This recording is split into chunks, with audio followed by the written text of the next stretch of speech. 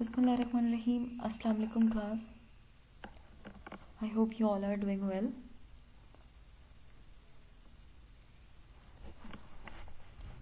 हम अपना second chapter पढ़ रहे हैं कम्युनिकेशन का.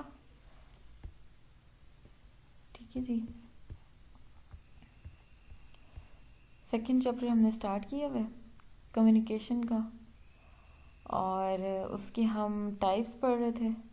कल हमने स्टार्ट की थी टाइप वर्बल, फिर उसकी प्रिंसिपल पढ़े हमने और आज हम नॉन वर्बल कम्युनिकेशन पढ़ेंगे और उसकी प्रिंसिपल्स पढ़ेंगे और देखेंगे कि उसको किस किस तरह से हम अपनी डेली लाइफ में इस्तेमाल करते हैं. कम्युनिकेशन हम पढ़ चुके हैं. ठीक है, इसमें हम मैसेजेस और किस तरह आप कम्युनिकेट करते हो प्रोसेस पढ़ा हुआ है हमने. सेंडर पढ़ा था, एनकोडिंग क्या होती है, मैसेज किस तरह कन्वे होता है, मीडिया के थ्रू कन्वे होता है, फिर मीडिया की डिफरेंट टाइप्स पढ़ी थी हमने, फिर रिसीवर देखा था, फीडबैक क्या होता है वो देखा, मैनेजमेंट स्किल्स पढ़ी, इम्पोर्टेंस क्या क्या हो सकती है कम्युनिकेशन स्किल्स की, सेल्फ कॉन्फिडेंस आता है, इंटरपर्सनल स्किल्स आप एक्सप्लोर करते हो अपनी, आप में जिम्मेदारी आती है, आप एनर्जेटिक होते हो, पॉलिसीज़ को फॉलो करते हो, मुखलिस होते हो, एटीट्यूड, लिसनिंग पावर ये पता लगता है, नॉलेज होना चाहिए, कन्विंसिंग एबिलिटी होनी चाहिए, प्रेजेंटेशन बेहतरीन होनी चाहिए. देन हमने पढ़ा कल types of communication. Number 1 verbal communication. It is face to face communication. हमने ये पढ़ा था कि आप बाय फेस जब किसी से कम्युनिकेट करते हो तो वो face to face verbal communication कहलाती है. राइट. इट इज़ अनअवॉइडेबल होती है. हर कोई इस्तेमाल कर रहा है, हर कोई एक दूसरे से बातचीत करता है ज़िंदगी में. हर जगह पे हम बातचीत कर रहे होते हैं फेस टू फेस. इसकी 3 इम्पॉर्टेंट चीज़ें हमने पढ़ी थी. वो ये थी कि जी आर्बिट्रेरी होता है. ठीक है ना.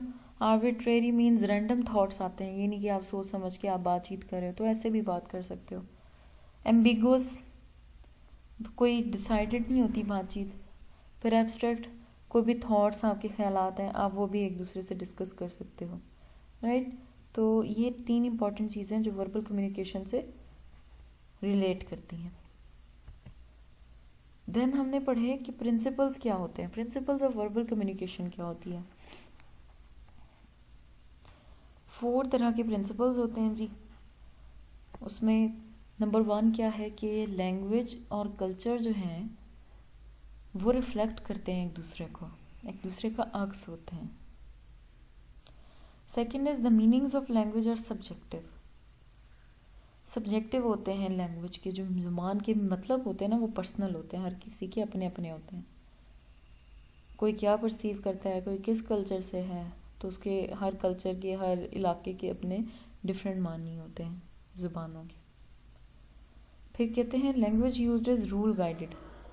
जो लैंग्वेज है ना आपकी वो उसूल के तौर पे चलती है, कि उसूलों के थ्रू चलती है. फिर 4th पॉइंट इज कि परसेप्शन जो है आपके अपने ख्यालात, आपकी अपनी सोच वो शेप करती है, वो शक्ल देती है मीनिंग्स को, मायने को. ठीक है. तो 4 ये प्रिंसिपल्स हो गए. कौन कौन से. Language and culture reflect each other. The meanings of language are subjective. Language जो यूज़ कर रहे हैं वो क्या है, रूल गाइडेड है. और परसेप्शन जो है वो क्या करिए, शेप करिए मीनिंग्स को. 4 बेसिक प्रिंसिपल्स फिर ये हमने पढ़ लिए जी. यूज एंगेजिंग लैंग्वेज, फिर पावर ऑफ क्वेश्चंस आप लाएं, एक्टिव लिसनिंग आप करें, नॉन वर्बल कम्युनिकेशन, और फिर बिल्ड रिपोर, दोस्ताना अपन मिजाज अपनाएं. ये तो कम्युनिकेशन के थे ना main. Language and culture reflect each other. कैसे पीपल कम्युनिकेट करते हैं अपने रवायती जो उनके बैकग्राउंड होते हैं उस बेस पे. ठीक है. फिर कुछ कल्चर्स ऐसे होते हैं जिनमें कहावतें होती हैं लेकिन उनके मतलब जो है वो ट्रांसलेट करो आप अपनी ज़ुबान में वो नहीं हो सकते, लेकिन फिर भी बड़ी अहम होती हैं. सम कल्चर्स हैव मल्टीपल मीनिंग्स और वन वर्ड. कुछ ऐसे रवायात होती हैं जिनमें एक लफ्ज़ होता है लेकिन उसके बहुत सारे मतलब होते हैं. और कुछ रिवायत ऐसी हैं जिनके मल्टीपल वर्ड्स होते हैं लेकिन एक ही मतलब निकलता है उनका। तो इस तरह से डिफरेंट हर इलाके के कल्चर्स होते हैं, हर इलाके की डिफरेंट ज़ुबान होती है, वो डिपेंड करते हैं उस पर। In short, when we have to communicate, जब हमें किसी से बात करनी है, वी मस्ट अंडरस्टैंड, हमें ये पता होना चाहिए कि दूसरे की लैंग्वेज क्या है, ज़ुबान क्या है, कल्चरल नीड्स क्या है, जो आप रिसीवर है उसकी रवायती ज़रूरियात क्या है, उसके मुताबिक आपको बात करनी चाहिए। आप अंग्रेज़ी में बोलते रहें, वो पंजाबी हो बेचारा, उसको क्या समझ आएगी। ठीक है, तो अगले के भी आपने ख्याल करना है उसकी रवायात का और उसकी ज़बान का, ताकि बात समझ आ सके। फिर था जी लैंग्वेज के मीनिंग सब्जेक्टिव होते हैं। मीनिंग कभी भी किसी लफ्ज़ का कांस्टेंट नहीं हो सकता, हर इलाके का अपना होता है, रवायात के साथ साथ बदलता रहता है, हालात के ऊपर डिपेंड करता है, तब बदलता है। और बड़ा इंपॉर्टेंट होता है कि आप जैसे कम्युनिकेट कर रहे हो तो उसको जो समझ है उसी के मुताबिक बोला जाए। एक ही मैसेज हो वो एक ही फ्रेंड से डिफरेंट मायने भी रख सकते हैं। ठीक है, फिर था language use is rule guided. Two main types होती हैं कम्युनिकेशन की जो फॉलो करती है लैंग्वेज। कौन कौन सी होती है जी? रेगुलेटिव रूल और कॉन्स्टिट्यूशन रूल, ये हमने कल पढ़ा। दो मेन टाइप्स होती हैं रूल्स की कम्युनिकेशन जिनको फॉलो करता है वर्बल कम्युनिकेशन, और उसमें जो लैंग्वेज है वो फॉलो करती है। Number 1 regulative rule, number 2 constitution rule. Regulative rule क्या होता है? जो आपका बताता है आपने कैसे, कब, कहाँ और किससे, कब, कैसे, किस तरह से बात करनी है, किन चीज़ों के बारे में बात करनी है। ये हमें बताता है हमने बातचीत कैसे करनी है किसी से भी मिलते हुए। ये हो गया जी रेगुलेटिव रूल, मीन्स ये रेगुलेशन सेट करेगा। फिर है कॉन्स्टिट्यूशन रूल, ये बताएगा जी आपने डिफरेंट चीज़ों को, टाइप्स को कम्युनिकेशन की इंटरप्रेट कैसे करना है। लाइक लोग आपको जैसे तवज्जो दे रहे हैं तो इसका मतलब ये समझा जाता है इज्जत दे रहे हैं। आप फ्रेंडली बिहेवियर है किसी के साथ, अगर आप स्माइल कर रहे हो तो इट मीन्स आपका फ्रेंडली बिहेवियर है। और अगर आप पंक्चुअलिटी शो कर रहे हो, बाकायदगी से जा रहे हो, टाइम को फॉलो कर रहे हो अपने कहीं पे भी रूटीन पे, तो समझा जाता है बड़ा प्रोफेशनल बंदा है। ठीक है, बड़ा टाइम का बहुत पाबंद है। तो ये होगी दो तरीके के रूल्स, कॉन्स्टिट्यूशन और रेगुलेटिव। ये लैंग्वेज जो है ना इनके अकॉर्डिंग चलती है, आप किसी से कम्युनिकेट इस तरह से करते हो। फिर था परसेप्शन शेप्स मीनिंग, जो आपकी अपनी सोच है ना वो मतलब गोल अल्फाज के जो मतलब होते हैं ना उनको शक्ल देती है, रंग देती है। It can be very useful tool in communication, बहुत लोग इसको तजर्बा करते हैं। पर्सन में not be sure what they could have possible done right और रॉन्ग, लोगों को नहीं पता होता कि उन्होंने क्या सही किया है या गलत किया। Finally they realise the other person is upset about something that happened many days ago, फिर उनको पता लग जाता है कि जी अच्छा कोई बंदा उनकी वजह से नाराज हुआ है उनकी इस बात से। All the one person may have thought the communication ended there, जबकि एक बंदे ने ये सोचा कि कम्युनिकेशन तो खत्म हो गया था, वहां पे बात तो खत्म हो गई थी, लेकिन दूसरा बंदा उसको स्टिल भी कैरिंग इट, उसको लेके फिर रहा हो कि नहीं ये बात ऐसे नहीं होनी चाहिए थी। तो परसेप्शन आपकी अपनी सोच होती है जो चीज़ों को या मतलबों को रंग देती है, शक्ल देती है। ये 4 उसूल थे। फिर है जी नॉन वर्बल कम्युनिकेशन, दूसरी टाइप। नॉन वर्बल मीन्स इसमें आप बातचीत नहीं कर रहे, ठीक है, इसमें आप इशारों से बात करेंगे। ये भी एक तरह का कम्युनिकेशन है, लेकिन इसमें आप जो है वर्बली बात नहीं करेंगे, बोल के बात नहीं करेंगे। It refers to communication that is produced by some means other than words. अब ये उन जरियों से बात की जाती है कम्युनिकेशन के जो आप बोल के नहीं, अल्फाज से नहीं। किससे करोगे? आई कॉन्टैक्ट से और आपकी बॉडी लैंग्वेज से। इनको हम फर्दर पढ़ते हैं कि ये कैसे होता है। आई कॉन्टैक्ट करेंगे तो क्या होता है, बॉडी लैंग्वेज क्या होगी, क्या किसी को शो कराएंगी, आप बात क्या कहना चाह रहे हो, ठीक है ना। तो बेसिकली नॉन वर्बल कम्युनिकेशन में आपके जो मीडिया होता है वो आई कॉन्टैक्ट होता है, जेस्चर्स होते हैं, ये हमने पहले भी पढ़ा है, बॉडी लैंग्वेज होती है, क्लोजनेस जिसको प्रॉक्सिमिटी कहते हैं, या खामोश रह के, इन चीज़ों के थ्रू ना आप नॉन वर्बल कम्युनिकेट करते हो। और ये हम डेली लाइफ में बहुत दफ़ा करते हैं। हमारा मूड ठीक नहीं है, हम नाराज़ी शो करेंगे। हमारा मूड बहुत अच्छा है, हम खुशी का इजहार करेंगे अगले को बताने के लिए कि हाँ हम बहुत खुश हैं, ठीक है। और हम परेशान होंगे तो हमारी हालत से पता लग जाएगा किसी को, उदासी से भी, तो ये सारी चीज़ें हैं नॉन वर्बल कम्युनिकेशन में आती हैं दूसरों से कम्युनिकेट करने के लिए, that how do we feel, हम किस तरह से महसूस कर रहे हैं। प्रिंसिपल्स इसके जी वो भी 4 तरह के हैं। ये सप्लीमेंट्स और रिप्लेसेस वर्बल कम्युनिकेशन। जो वर्बल कम्युनिकेशन है उसको ये रिप्लेस करता है। इंटरेक्शन को रेगुलेट करता है आपस में ना, रेगुलेशन को, जो आपकी इंटरेक्शन है ना लोगों में, उसको रेगुलेट, उसको बाकायदा रखता है, मतलब रेगुलेट करना, पाबंद करना, इंटरेक्शन आपका रहता है। इस्टेब्लिशेस रिलेशनशिप लेवल मीनिंग्स पे, जो आपके ताल्लुक का लेवल है ना उसके मतलब को इस्टेब्लिश करता है कि किस हद तक आपका किसी से ताल्लुक है। Reflects and expresses cultural value, ये बताता है, अक्स होता है और आपकी जो रवायात हैं कल्चरल उनको रिफ्लेक्ट करता है, एक्सप्रेस करता है। क्या क्या करता है, रिप्लेस करता है वर्बल कम्युनिकेशन, इंटरेक्शन को रेगुलेट करता है, रिलेशनशिप लेवल मीनिंग्स को इस्टेब्लिश करता है, कल्चरल जो आपकी वैल्यूज़ हैं उनको रिफ्लेक्ट और एक्सप्रेस करता है। ठीक है, कोई चीज़ आपको कल्चर में होती हुई, किसी ने आपका कल्चर आप फॉलो करते हो, किसी ने उसके खिलाफ कोई चीज़ की है तो आप बड़ा वसीला अपना शो करोगे, अक्स बताओगे जी नहीं तुमने गलत किया। ठीक है, अब ये होता किसके थ्रू है। Number 1, eye contact. आप आई कांटेक्ट कर रहे हो किसी से, मोस्ट डायरेक्ट फॉर्म है, जो सबसे बेसिक फॉर्म है आई कांटेक्ट, आंखों में आंखें डाल के देखना, नॉन वर्बल कम्युनिकेशन की। जो लोग अवॉइड करते हैं आई कांटेक्ट को, people who avoid eye contact make the opposite impression. जो आई कांटेक्ट नहीं करते वो ऑपोजिट इंप्रेशन दे रहे हैं, जी नहीं हमें तो बात नहीं करनी। Eyes rolled upward tell you someone stand, आप ऊपर की तरफ आगे करो जी, रोल करो तो पता लगता है अगला थकावट का शिकार है। Eyes move downward show that someone wants to sleep. आईज नीचे हो जाएं तो आप बताते जी ये सोना चाह रहे हैं, बंद हो जाए आंखें।